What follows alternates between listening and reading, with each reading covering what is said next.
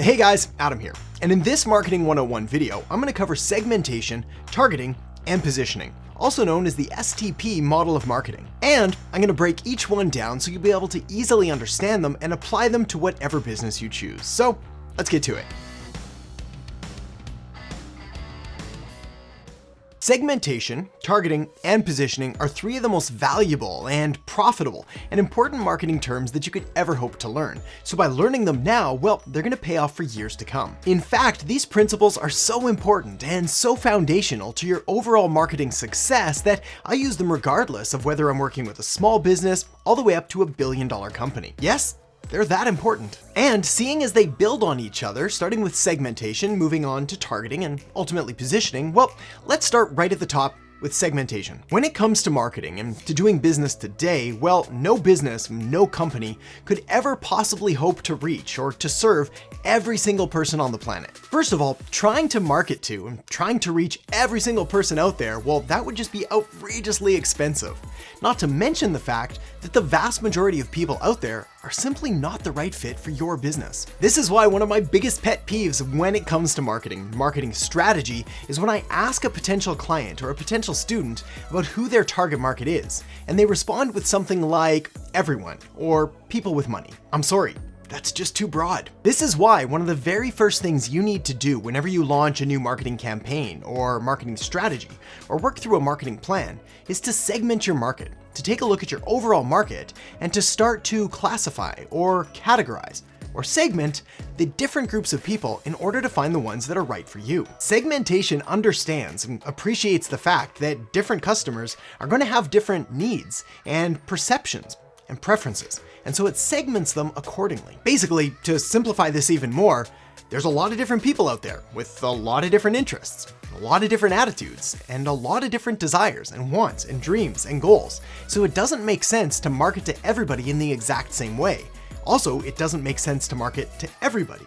Rather, you want to be selective, and the first way to do this is to segment them and to categorize them in different buckets depending on different attributes or characteristics that they have in common. Now, when it comes to segmenting your market, you got a number of different ways you can do it. One of the most common ways is, of course, demographic segmentation. This is where you simply take a look at the overall market that you could serve, and you group people according to their age, or their gender, or their income, or their occupation. But you're not limited to just demographic segmentation. You also have geographic segmentation, which takes a look at people and puts them in different groups depending on their city, or state, or province, or country. Of course, you can take it a step further as well with behavioral segmentation, taking a look at what stage of the customer journey they're on, or what benefits that the customer is actually after. And you have psychographic segmentation, which is where you group people according to their values, or their attitudes, or different lifestyles that they're a part of. Like I mentioned before, most companies, pretty much all companies, simply can't serve every single person out there, which means that you get to decide which segment, which part of the population, which group or category your business is best positioned to serve. Basically, you get to decide which segment you want to go after, which leads me perfectly to my next point, targeting. If segmentation is carving up the market into different groups or categories or segments, then targeting is simply selecting or choosing which segment you want to go after. Targeting answers the question, who do you want to serve? And when it comes to marketing, this is a very important question. You see, the key here is to find the segments or the parts of the market that are most attractive to you as a business, and essentially find the ones that you're going to be best positioned and best able to serve in order to get them the best results possible in a way that you actually enjoy serving them. So when you're taking a look at different segments and you're trying to decide which one to target, you do want to take a look at that overall business picture and really try to dial in that exact segment that's going to be able to achieve maximum value from the services or from the products, or from the offer, from the business that you provide. Also, don't be afraid to ask yourself the question, who do you most enjoy serving? Because the reality is that there's simply going to be certain segments of the population that are more fun to work with. Now, if you already have a business, then the easiest thing to do by far is simply to take a look at your top 20% of your customers.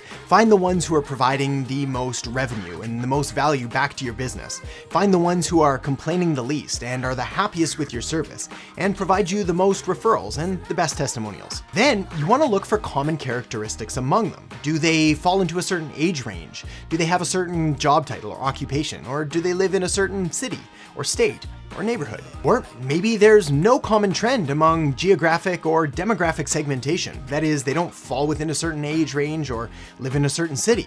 In that case, you can move on to psychographic segmentation and start taking a look at, well, maybe they all love dogs or the great outdoors or some kind of adventure or photography or travel or something like that. Or if you have enough customers to choose from, well, you can get laser focused and choose elements from demographic and geographic and psychographic and behavioral segmentation in order to craft the perfect target and the perfect market that you're best positioned to serve. The beauty and the importance of targeting, though, is that it allows you to go really deep with a very specific and segmented part of the market, which means you don't have to try to appeal to everyone and be forced to water down your message in the process. Nope. By being specific and laser focusing in, really identifying that target you want to serve, you can speak directly to their wants and their needs and their dreams and their desires and their fears and their problems and their pains and their frustrations. And when you do this, your business becomes more relevant and more relatable than ever before. As a side benefit, you can also dramatically decrease your marketing and advertising budget because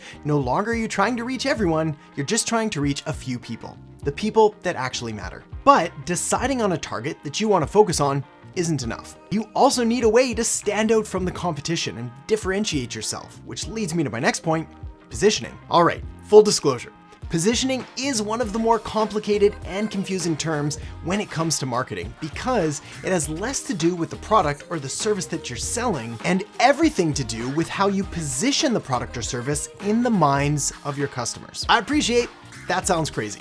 So let me explain. Basically, what positioning does is reframe or recategorize or reposition your brand, your product, your service in the minds of your customers against some other kind of competitor or category or business that you're competing against. Still sounds crazy, hey? Let's take it a step further. Positioning is what place in your customer's mind your business holds.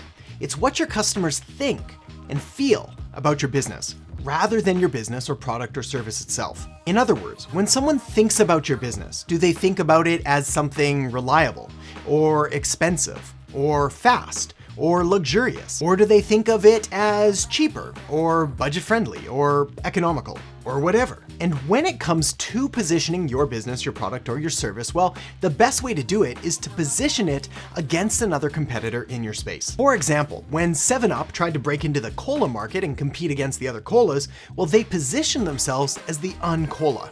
Basically, here's my competitor, here's how I'm different, and here's the position that I want to occupy in your mind. Avis, the car rental company, successfully positioned themselves as the number 2 car rental company, saying you should go with them because they try harder. BMW tries to position themselves as the ultimate driving machine, rather than say a luxurious car, or a family-friendly car, or an economical car, or anything like that.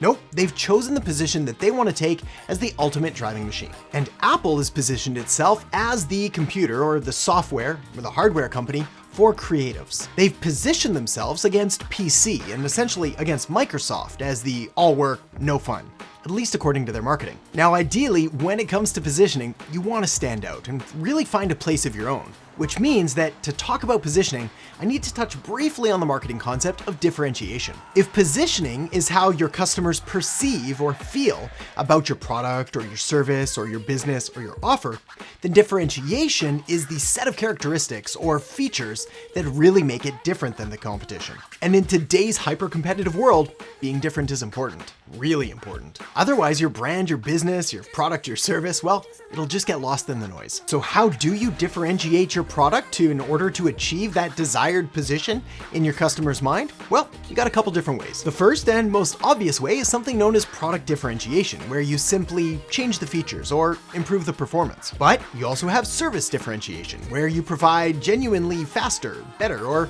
a higher quality of service. You have relationship differentiation, where you provide more customer touch points or better customer service or something like that. Or you have my personal favorite, image differentiation. This is where you literally alter or change or influence the perception that a customer has about your brand or about your business through the use of strategic marketing and branding and communication. This is why the next thing you're going to want to do is check out the video I have linked up right here on Introduction to Marketing. So make sure to check that out now and I'll see you in the episode. Marketing helps people solve their problems by clearly defining and delivering solutions, and really explaining the benefits of those solutions so they can get better results.